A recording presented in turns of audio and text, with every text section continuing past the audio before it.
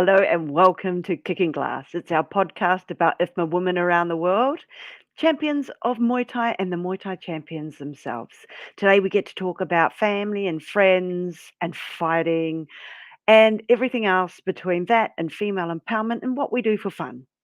Today we are super lucky and I'm incredibly excited because one thing they think about female fighters, it's a stereotype and it's changing, I know. But we talk about how if you're a fighter, you can't be clever or you can't be intelligent. Well, what I like is our next guest today is from the Czech Republic and is currently studying her PhD. So not only is she a fighter, but she is about to become a doctor as well of kinanthropology. So it is a study. I'll let her tell you about that. So let's invite to the screen none other than Viki Bulinova from the Czech Republic. Hi, everybody. Hey Vicky, and it's 1:30 in the afternoon in Czech Republic.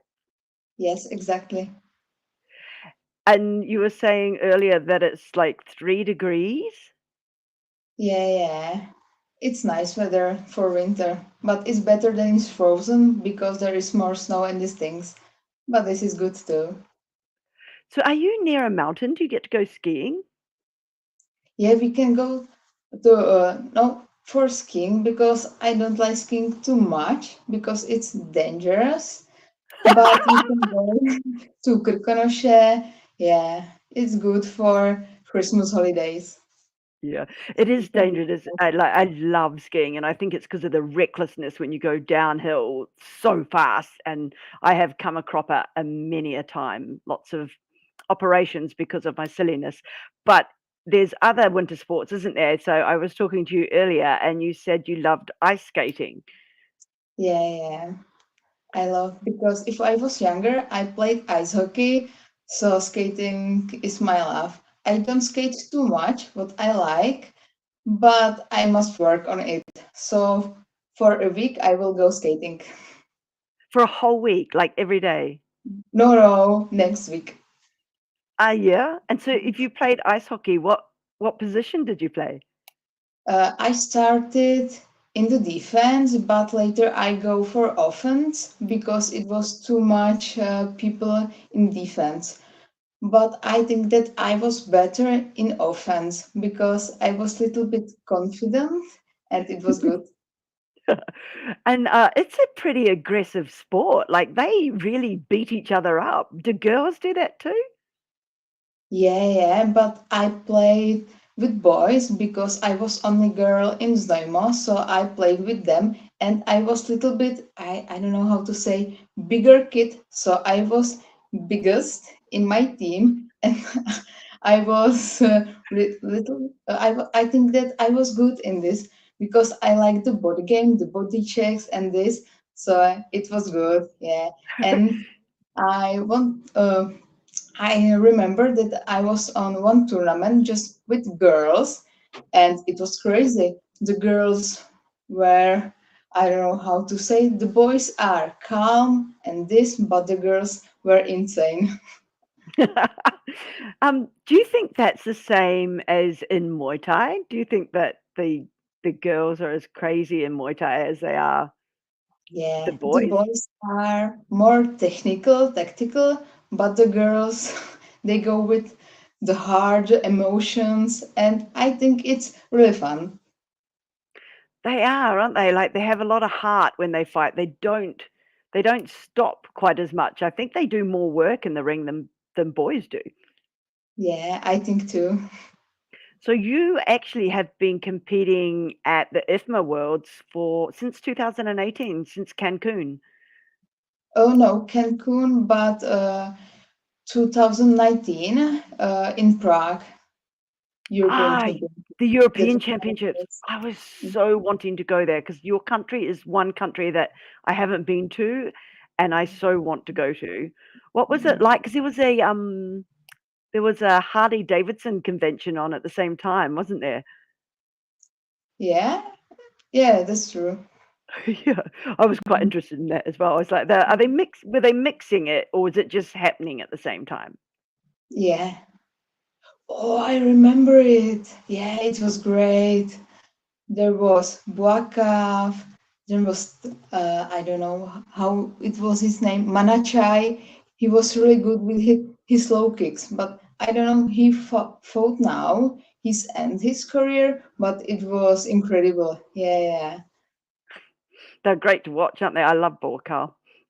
I think it's he's not that old, I suppose, to be coming back because he had a fight the other week, didn't he? Yeah, yeah. And Yeah. his voice crew, it was awesome. It's beautiful, isn't it? It's Yeah. so like graceful with nice rhythm. And you at that European Championships, you won the silver, so you were in the finals in the No, 2019. Uh, I was out in first round because it was my first IFMA tournament and I fought with girl from Finland. I think she was taller than me and she using the tips to the head. I eat something like 20 tips to my head, but it was awesome. I like it, but I lost on points. They are so strong, the girls from Finland, right? I remember I fought a girl called Mia, and she was 6'2", and I'm like 5'4 and a half. Don't forget the half, and she Mhm. was huge and strong. Like they bring some great fighters. Yeah. And then, so which championships was it? Because you have won a silver and a bronze, right?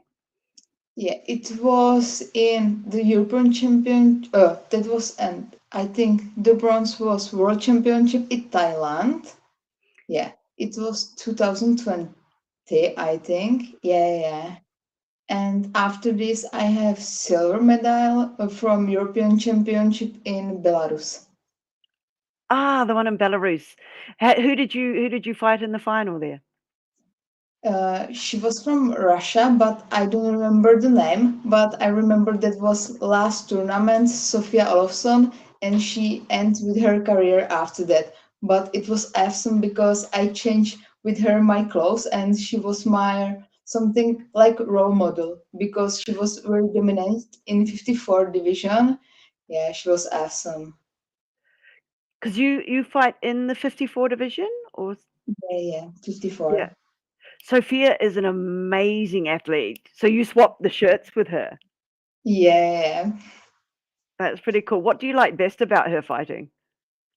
I like her style of clinching. It was really good clinch and she destroyed the girls. I remember that she found, I don't know who it was, but I saw the fight. It was just 10 seconds. She just get the punch, the knee, and it was end. Really? Yeah, yeah, yeah. Really sharp knee and over. She's incredible. Sad that she's not fighting anymore, but I guess you got to step aside and let the new people come through and have their day, right? Yeah, So you we were talking earlier too about um females being pretty strong and tough in the ring.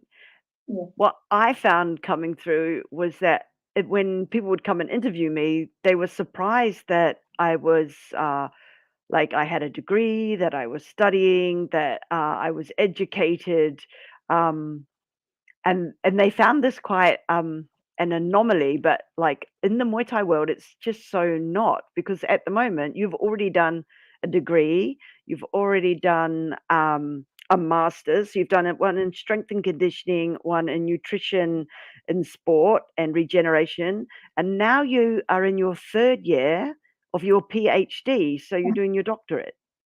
yeah. It's third semester, so it's my second year, but yes. Oh, second year, third semester. How many years does it take for your PhD? It's for 4 years, but it's longer because you must have articles and these things. But I hope it will be just 4 years. Yeah. And tell us a little bit. So it's kinanthropology. So tell us a Yeah. little bit about what you're studying. Mhm.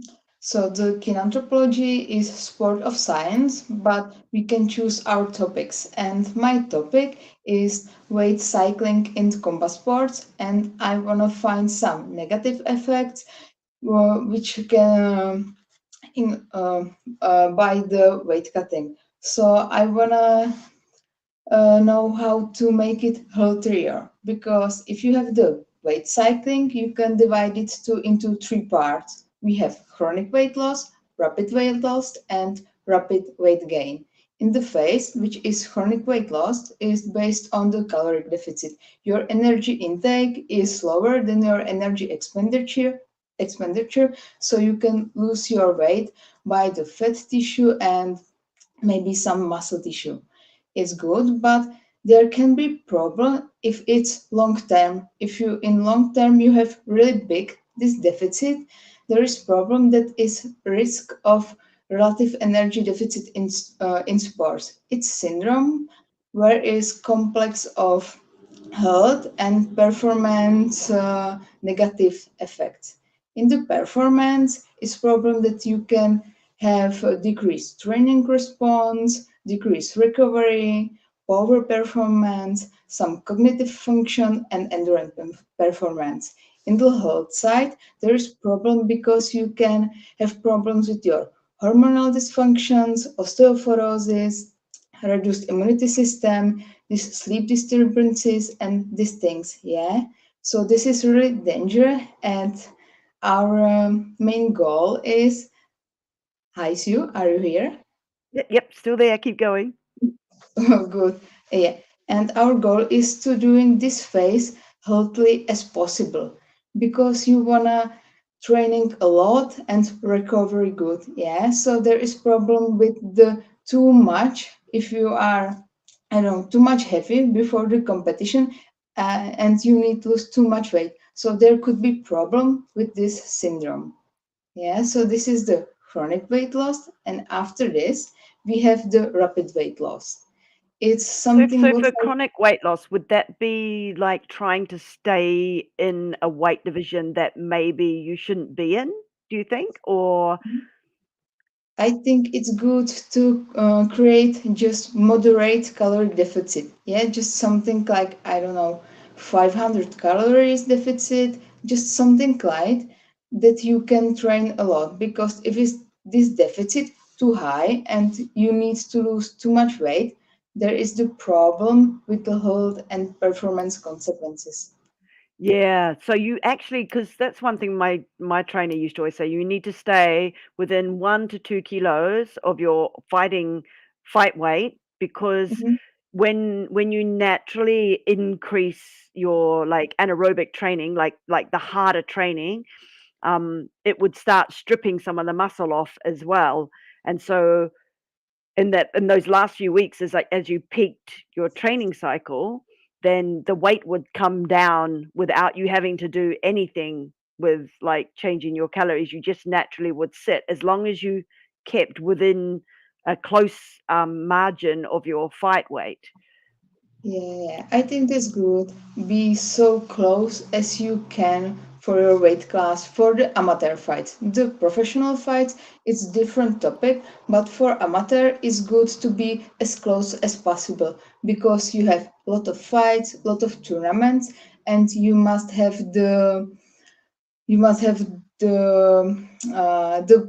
body weight correct. Yeah, Yep. because if you have just one or two tournaments, it's good because you can calculate your weight for the year. But if you have six amateur fights or a lot of tournaments, you must still in the good weight point, I think.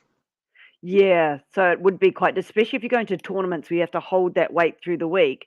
Um, Zlata was just saying that in Thailand, it's quite well known, and I wonder if this is a difference between boys and girls, like men and women.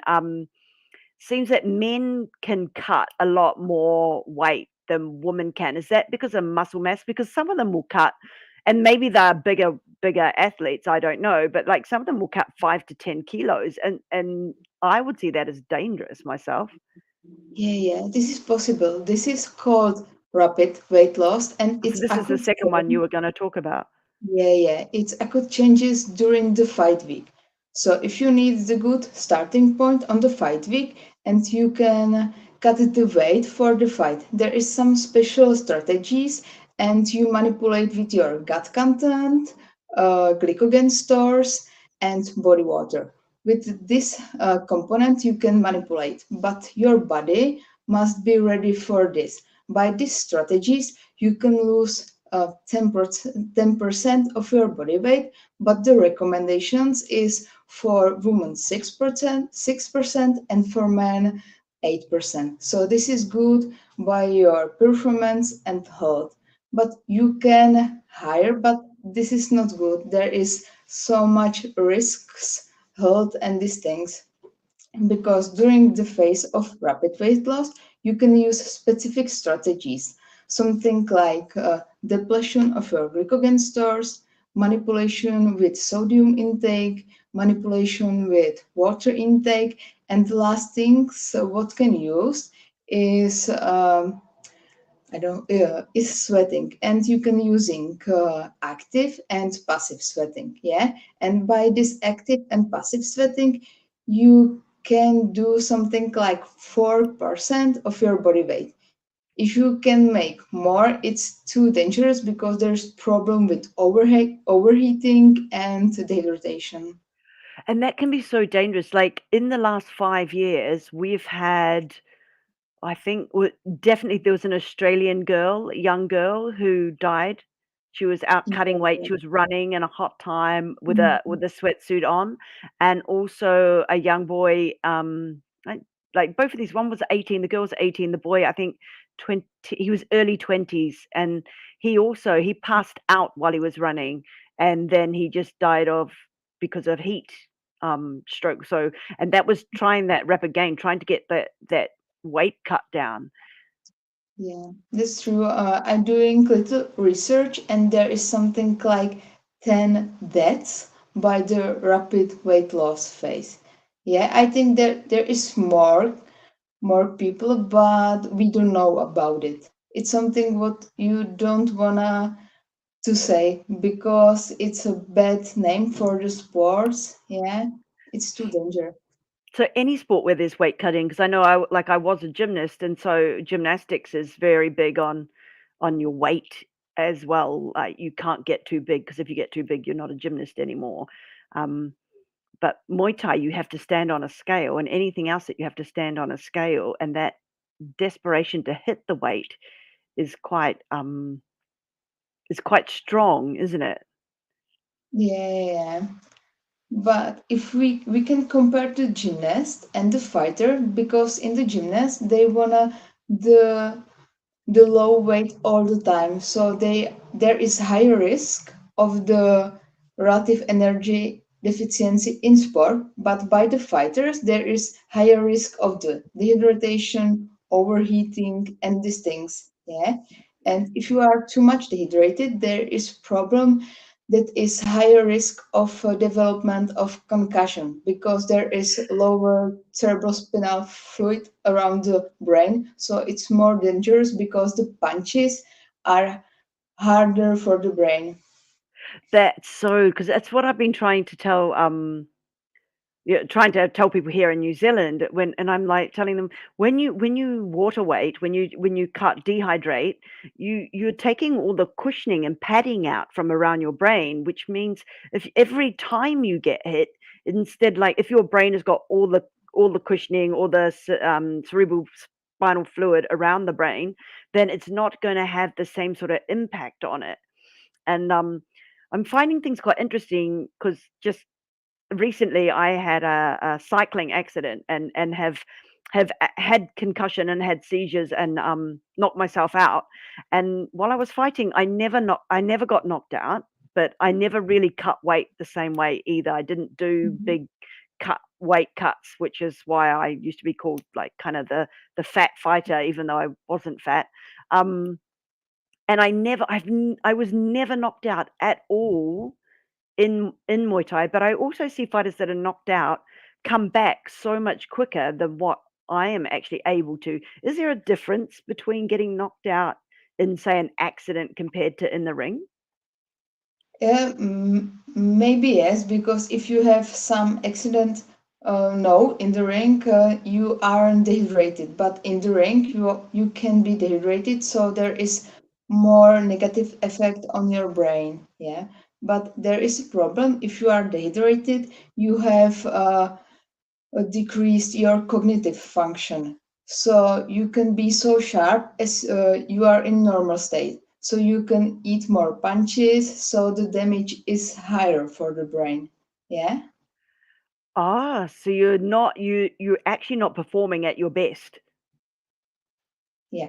So your defense isn't gonna be as good. So you're gonna take more hits to the head than maybe you would if you were Mhm. fighting at peak. Yeah, You said there was a third.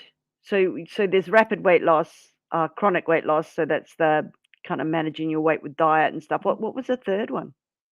the third one is rapid weight gain, and in the phase, your priority is rehydrate your body, refueling, so you can do it smart. Yeah, there is really important do it in the right way because you are dehydrated. So in the first time you need fluids and electrolytes. Yeah, you have this, and after you rehydrate your body, you can ready for consuming some food. And there is really important. You must consume some food which you are good with it. Yeah, some light source of carbs like fruits, jellies, and these things because you must warm up your gastrointestinal tract for I don't know how to say in English, but absorb the food. Yeah, Yeah, so they can absorb the nutrients. Yeah. yeah. You must doing smart, and there could be one problem because after the fight, if you lose too much weight by the chronic weight loss, rapid weight loss, there could be overshooting phenomenon. So this means that after the fight, you will have higher amount of fat before the start you the camp. Yeah, it's called overshooting phenomenon because your body needs the fat back. Yeah, if you are in too much big deficit. Yeah. Oh, so your body then it claims more fat and sticks more fat back on your body really quickly. Yeah, yeah, but it must be really hard cut, yeah. Yeah, if it's something light, that's good. But the hard cuts, big cuts, so you can lead to this. So it's really important to stay sort of close to your weight, to your fight weight, not to Mhm. really dehydrate at all. And so then Yes. you won't have the rehydration issues that come with it. What I'm Yeah. seeing is a lot of females now, and I'm guessing guys do it too. But I know a lot of our top athletes, and the ones definitely I've been talking to on this podcast, all have nutritionists to tell them what to eat and when to eat and how to eat. So they're taking the science of it really importantly. Yeah, I think this is really important and good for the fighters. I working with some fighters and it's really awesome. They can perform better. They can feel stronger and these things because if you are a fighter, you have a lot of things what you must doing. And the nutrition, it's hard part, and it's good if you need help. So ask for it, yeah, because it can improve your skills, your performance, your regeneration, these things. Yeah, and then it also improves your ability to train, and the more you can train, then the better you're going to be because you practicing your skills, right? Yeah. You were and you were saying earlier when we were just chatting before we jumped on today, that some people sit, or perform better at different fat percentages.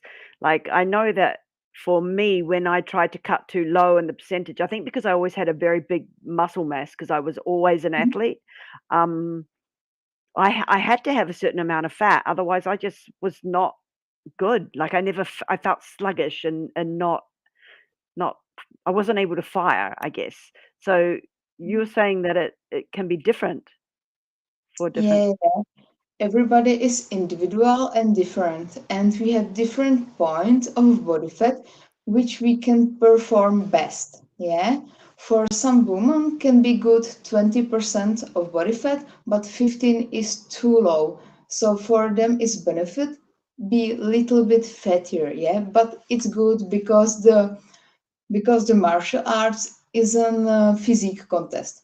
You don't need to be in the body fat too low, yeah. You need good perform, and it's better for you sometimes have little bit more the fat tissue because it's really important for the hormonal health, yeah. Women's the menstrual cycle and boys the testosterone levels, yeah. So this is really important. Yeah, because those hormones are actually really important, not only for us now, but in the future, depending on what we're going to be doing with our life.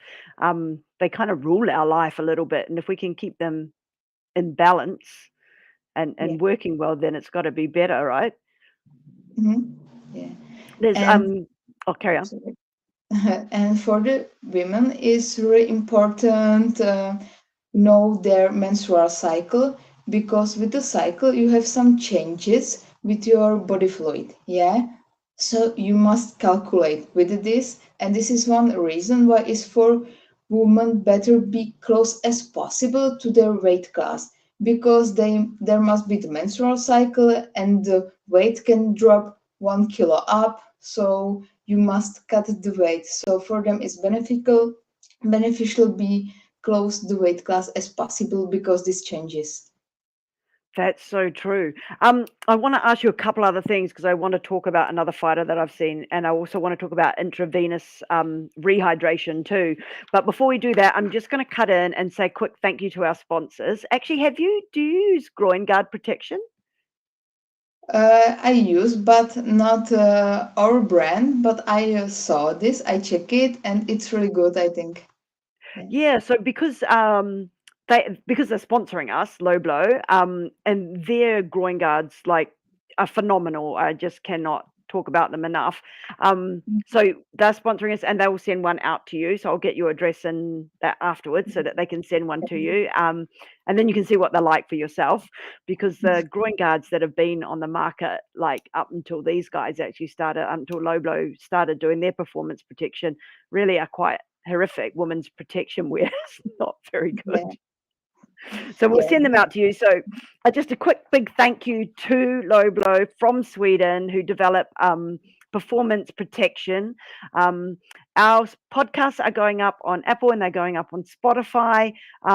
When they're up there, have a listen, rate, review us, please. Chuck in a comment. We're doing a giveaway for a blow groin guard. It can be a male one. So if you're a male and you win, then we will get you a male one as well. So don't forget to check us out. Don't forget to share and rate and review us. It will help others know what we've been talking about. And we have another sponsor just quickly from New Zealand is Razor Promotions, who are starting to create some international opportunities down here in the Southern Hemisphere, in the Oceania. So a big thank you to Razor Promotions, hoping that they'll get some of these women and men off to Thailand to Rajaratnam Stadium or Lumpini or wherever they're going to go for their next step up in the Muay Thai world. So, Viki, I wanted to ask you a little bit before. Um, let no, let's. Have you seen Bryony from Australia? So she's quite a new athlete, and just won gold at the Combat Games. She Mhm. came back. She lost in the first round, and then came back and won, and at the end, and she has a really low body fat percentage, and hopefully she's not going to hate me for this, but when I first saw a photo of her and her training, I was like, oh, she's well too low in body fat. And then the other day she put up what she eats in a day, and I was like, how many times she eats in a day. So she obviously fuels herself. I was like, holy, that's some good fuel. And like it was good fuel. And she obviously has a nutritionist as well. So I found it quite interesting what you said, because my perception is, because I always had to have a bit more fat on me. I kind of thought that that was the norm, but the norm can change between different bodies. Yeah, there's a lot of changes. But I saw Brianne, and I think she is really clever because she fueled the organism a lot, so she can perform really high. She is smart, she plan her body weight, it's awesome. And I think she is the lucky girl who function good in low percent of body fat. But she is just the lucky one, and other women for them could be better, be on higher body fat. Yeah, but in her, it's really good because she eats a lot, so she can go for diet and just cut the amount of food just a little bit, because she was at a high point and she is good. She just cut a little bit and she's still losing the weight. Yeah, because Yeah. she her body really good. She does, doesn't she? Because I could not believe how much she ate in a day. I swear it would be like 3 days worth of food, and she was still eating like at 9 o'clock at night and like big meals. Well, not big meals, but like meals, not just a little snack, like actual. So I was super impressed with her. So yeah, I wanted to get your opinion on it as a specialist in the thing. The other thing I wanted to get your opinion on is and it's something like at IFMA we get really worried about was when we sometimes see, especially at youths, IV, like people have used IV to rehydrate themselves. Like, isn't that just putting fluids in, not the right thing? I don't, that's what I wanted to ask, I guess. Mhm. The IV is just think what can you help, but it's I think it's bad because the WADA rules you can have the IV. I think yeah, that's correct. You're not allowed. You're not allowed it. I, you're not. I think it's good way because if you drink something, there is need some time to go to your bloodstream. But if you go straight, there is faster. Yeah. Yeah. But I think it can help, but if you're doing the things in right ways, you cannot use it. Yeah, but because you don't need, it's something what can help in extreme causes. Yeah, if somebody cut the 10% of body weight, okay, it may be good for him because he needs restore a lot of fluids and these things. But if you cut smart, just 3% of body weight, you cannot use it. Yeah. So it's better for you to do like what Byron is doing, like eating properly, drinking properly, training properly. It's it's not cutting corners, is it? Like if you put in the hard work, then you will get to the right places. Yeah, yeah, because it's long term.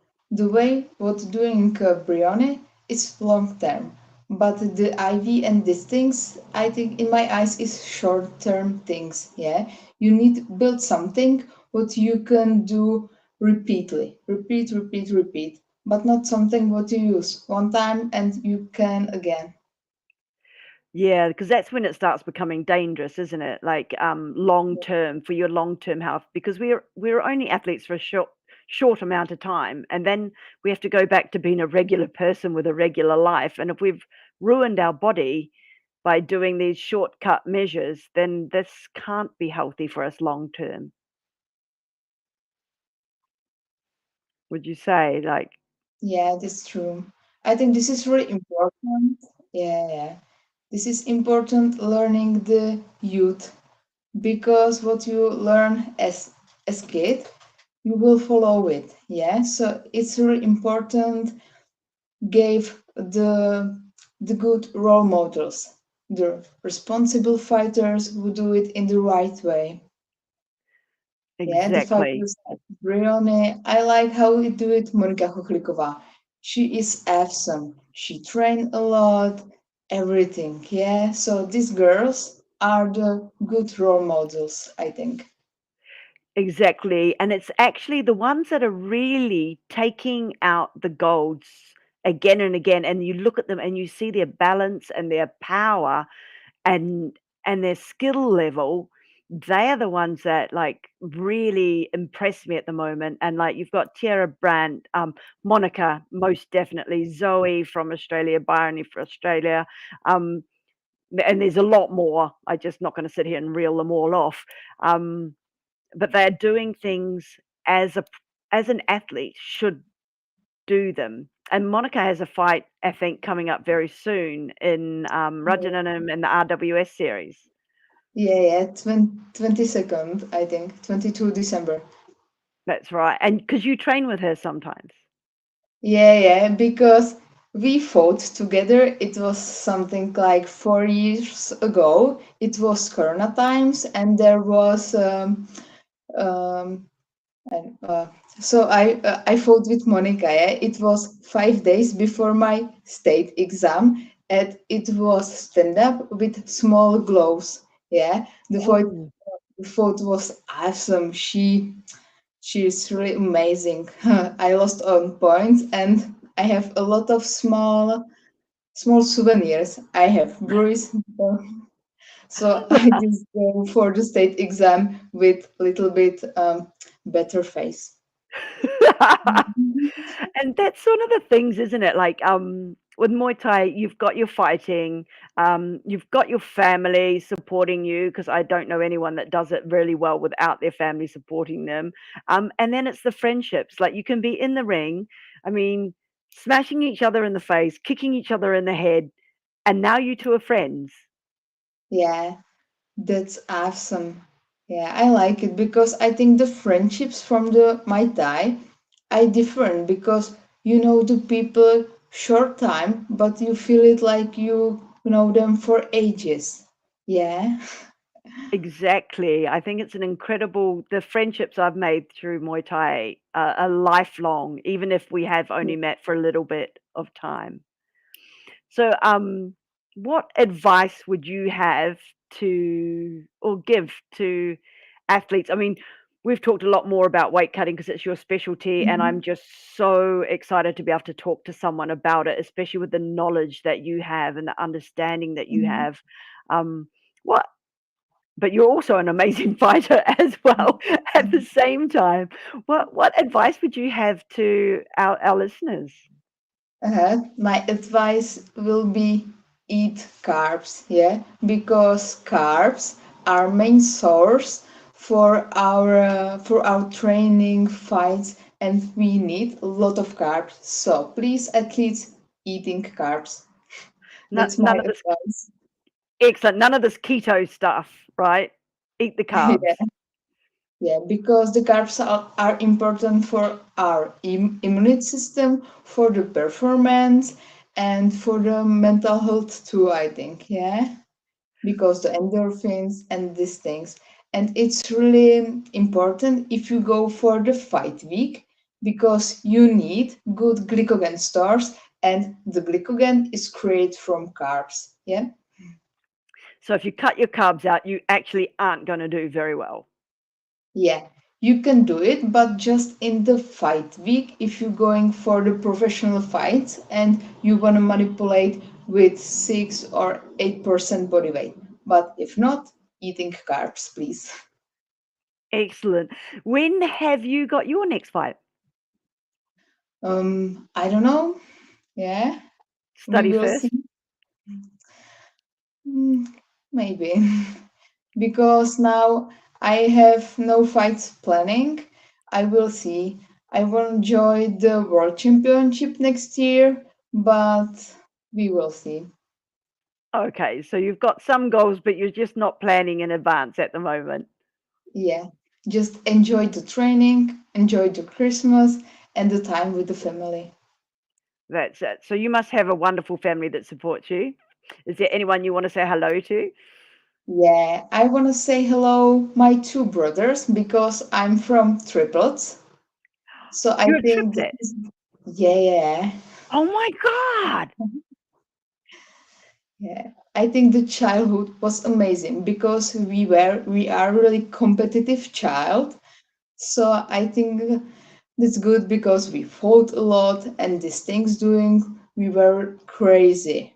Our mom, I don't know how can she live with us. She must be an amazing woman, right? To bring up three the same age.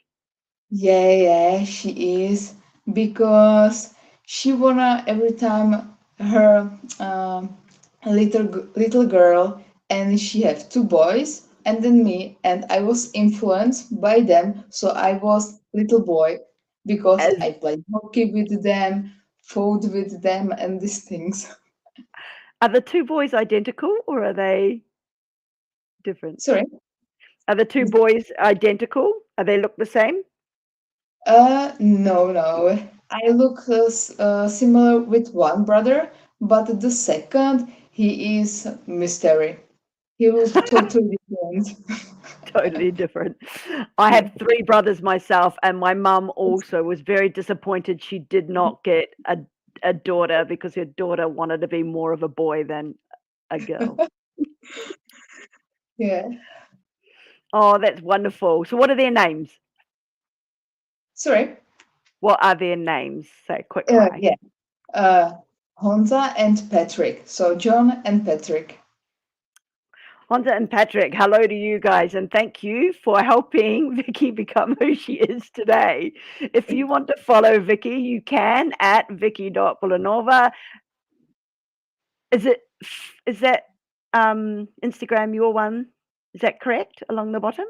I Can you think see? I wrote it incorrect. It's Bulinova. Yeah, there's On no O-N on the end, eh?